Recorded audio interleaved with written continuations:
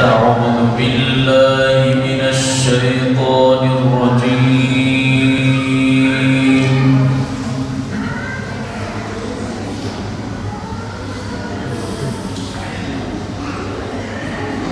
بسم الله الرحمن الرحيم.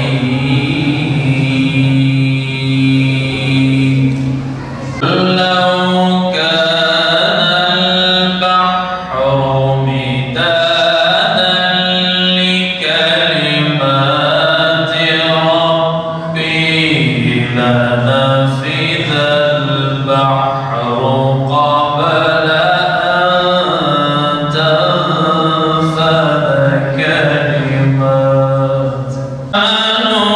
وعملوا الصالحات كانت لهم جنات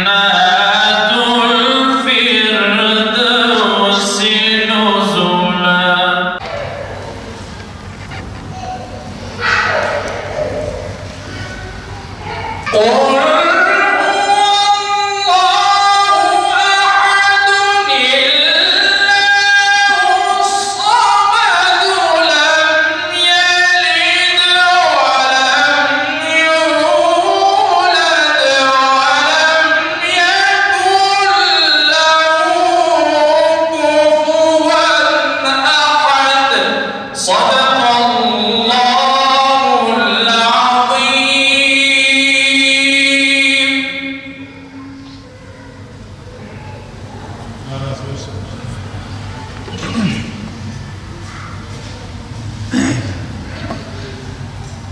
بسم الله الرحمن الرحيم.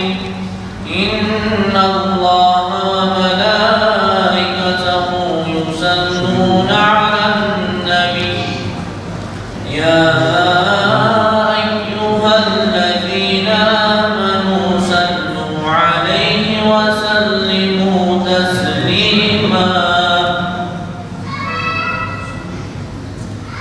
أبدا حمد خدي أي مسلمان دايما بغنبري آخر زمان أو خداي وهداية دايما نعمة واشدين إسلام دايما شفيع معشرة وزاقرة أيت نور قلب شفا مشرقي صاحب تاج غراب بين بيب خاتم جملة رسول أنبياء رسيا جام قلوب أولياء. الصلاة والسلام عليك يا حبيب الله. الصلاة والسلام عليك يا نبي الله.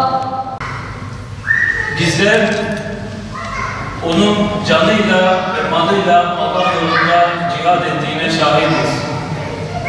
O bir çiçekle bahar gelmez diyenlere inat, her bahar bir çiçekle başlar diyerek atıldı yollara.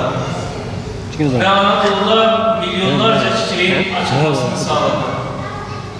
Çeşitli hile ve desiselerle yasaklı ilan edildi. Ama o hiç yılmadı. Herkesin bitti zannettiği bir zamanda yeniden başlamanın heyecanı içerisinde daha yapacaklarım var diyerek öne atıldı. Hasta yatağında dahi üzerine aldığı ağır emanetin hakkını vermeye çalıştı. Erbakan hocamız ümmetin sesi ve yeniden dirilişi oldu. Rotasını yitiren ümmete ABD, AB ve İsrail'de İslam birliğini gösterdi. Ezilenler için umut ışığı, sömürenlerin kabusu oldu. Zalimin karşısında heybetli, Rabbinin huzurunda ise iki büklüm oldu.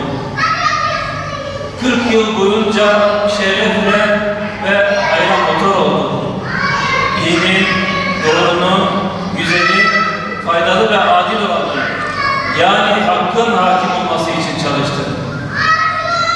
Hayattaki en büyük ideali İslam birliğini kurmaktır. hayatı boyunca bunun için çalıştı ve bu yolda bizlere büyük bir ufuk açtı. Merhum Erbakan hocamız her türlü dünya nimetini ve itibarını bir tarafa bırakarak batıla karşı daima hakkı üstün tuttu. İman, cihat, izzet ve ümmet kavramlarını dilinden düşürmedi. İslam aleminin ümit ışığı, ırkçı emperyalistlerin korkulu rüyası oldu. Bütün dünya mazlumlarına ümit ve cesaret verdi. Dünyada hiçbir Müslümanın ve mazlumun burnunun dahi kanamaması, aç ve açıkta kalmaması onun hedefiydi. Merhum Erbakan hocamız tüm dünyada olduğu gibi Türkiye'de de büyük bir çığır açtı. Bölgemizde yaşanan sorunları hem de hiç kimsenin söylemeye cesaret bile edemediği zamanlarda hep o haykırdı. Bu toplumun mayasının İslam olduğunu ve sorunların da ancak İslam kardeşliğiyle hakka ve adalete dayalı olarak çözülebileceğini ifade etti. Ve bu uğurda ağır bedeller ödedi. Görüş farklılıkları, fikir farklılıkları olabilir. Evet. Peki söyle bakalım, ne konuşacaksın? Efendim, ateistlik konuşacağım. Türkiye'yi böleceğim, zararlısın. Ne konuşacaksın?